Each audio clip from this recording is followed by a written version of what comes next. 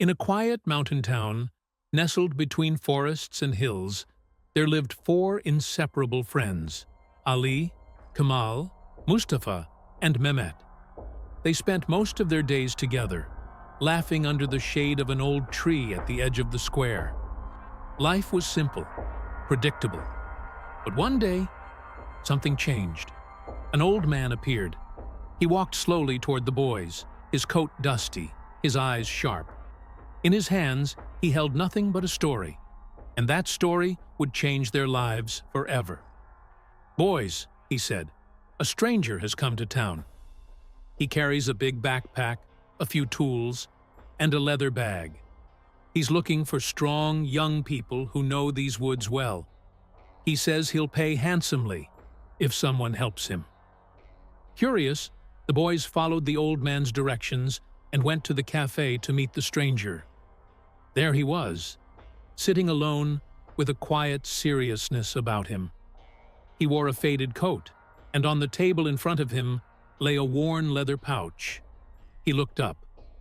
"I'm a war veteran," he began. "After the war, I met a German officer.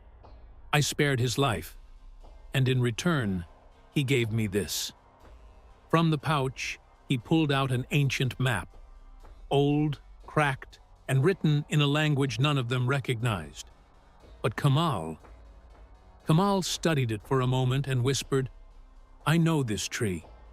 He had seen it a year ago during a trip into the forest. The stranger smiled. "If you take me there," he said, "I'll pay you a full year's wage, today." The boys exchanged wide-eyed glances, then nodded. And just like that, the adventure began. The first journey. They walked deep into the forest. The birds quieted as they passed, as if the woods knew something was coming. Finally, they arrived. The sycamore tree stood taller than they had imagined. Its roots twisted into the earth like giant claws, and the ground beneath it felt ancient. The stranger reached into his coat and pulled out a wad of cash. He handed it to Kemal. The boys stared. It was real. A few days later, the stranger returned. "There's more," he said. "A hidden place beneath the tree. I need 4 of you to go with me. And this time, you'll share the treasure."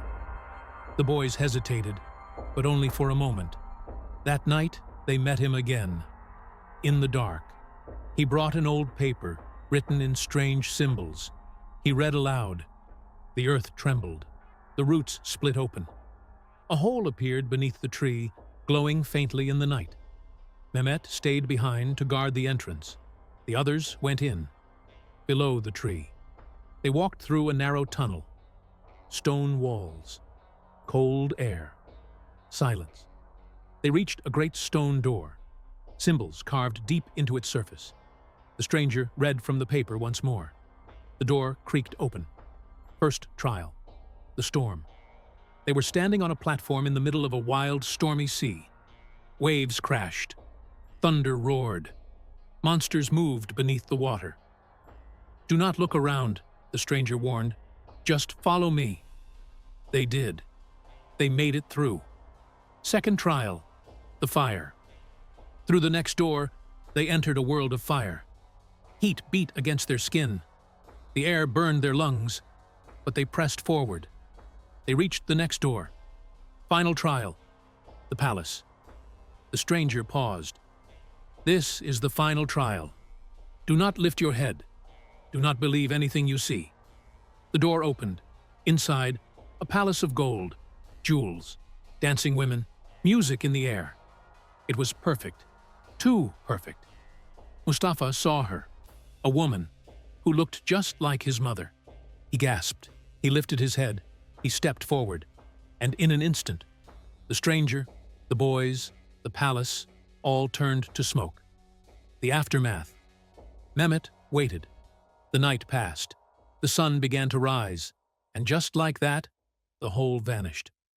Terrified, he ran back to town. He told the people what happened.